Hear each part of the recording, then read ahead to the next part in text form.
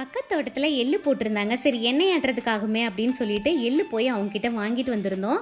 அந்த எள்ளில் கொஞ்சம் கல் மண் இதெல்லாம் இருந்துச்சு. நல்லா 2-3 டைம் கழுவி நிழல்லையே காய வச்சு எடுத்து வச்சுக்கிட்டோம் எண்ணெய் ஆட்டுறதுக்காக.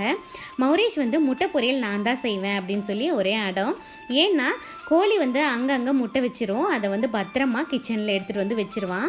அதனால் அவன் அந்த முட்டை பொரியல் பண்ணணுங்கிறதுக்காகவே எப்படா கோழி முட்டை வைக்கும் அப்படின்னு சொல்லிட்டு பார்த்துட்டு கரெக்டாக அதை எடுத்துகிட்டு வச்சிடுறான். கொஞ்சமாக முட்டை சேர்ந்ததுக்கப்புறம் முட்டை பொரியல் பண்ணிடுறான்.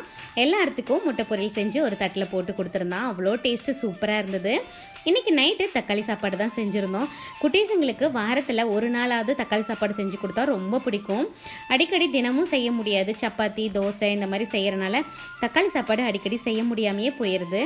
ஆனால் குட்டீஸுங்களுக்கு ரொம்ப ரொம்ப பிடிக்கும். நல்லா விரும்பி சாப்பிட்டாங்க. அன்னைக்கு நைட் டைம் கூட இந்த சைக்கிள் ஓட்டாமல் இருக்கிறதில்ல. இந்த நிலா வெளிச்சத்தில் கூட குட்டீஸுங்க ஜாலியாக விளையாண்டு தான் இருக்காங்க.